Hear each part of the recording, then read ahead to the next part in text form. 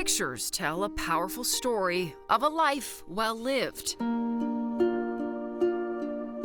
She was just the most supportive mom ever.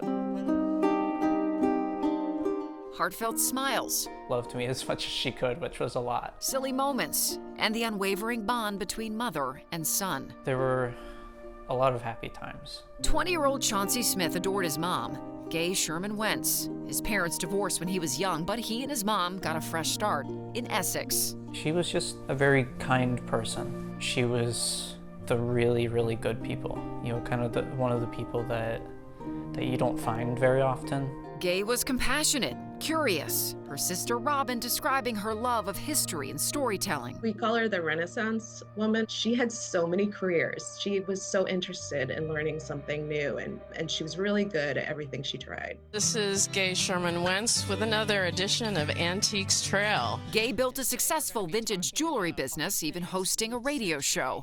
Her jewelry got the attention of Hollywood, featured on the hit show Mad Men. She texts me immediately and she's like, shh, it's a secret, nobody can know, but I'm telling you.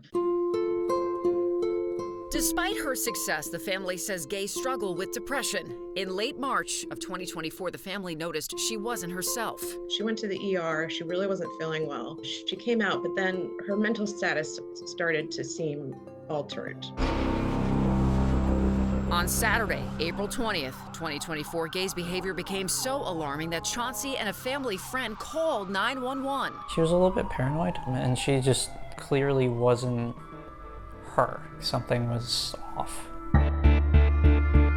This 37-page federal investigation by the Centers for Medicare and Medicaid Services shows on April 20th, Gay was taken to Middlesex Health Shoreline Medical Center in Westbrook first. They explained to me that Westbrook didn't really have any of the capabilities to evaluate her properly.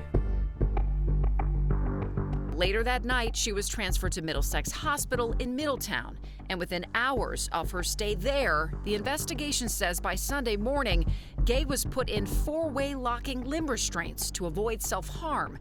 She was later placed in an enclosed net bed for hours. What was really disturbing to me was that she was restrained, and when I would call to check on her, they never even told me that. Each time I called, they were like, yeah, she's doing okay. On Monday, the next day, Gay's vital signs were elevated, dangerously high blood pressure and heart rate. The investigation says her abnormal vitals were ignored. Quote, the hospital failed to reassess the patient timely with abnormal vital signs and failed to monitor the patient every 15 minutes in accordance with hospital policy, which resulted in immediate jeopardy. Immediate jeopardy is the most severe citation a healthcare facility can get. Ryan Sullivan is the family's attorney. We believe that because of the psychiatric symptoms that Ms. Wentz was presenting, they did not treat her as a medical patient.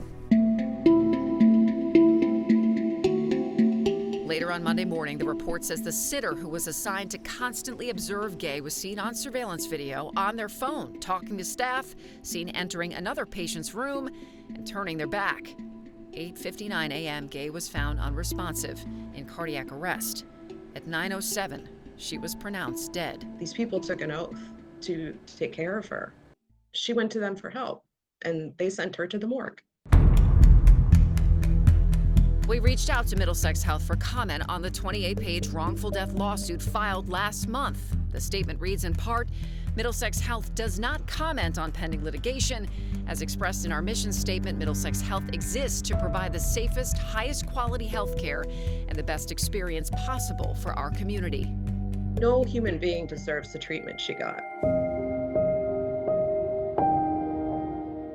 They saw her as a problem, not a patient.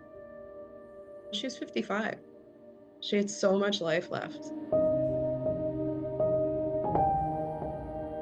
And her son deserved to have so much more time with her. She was the person that I could be like truly myself with.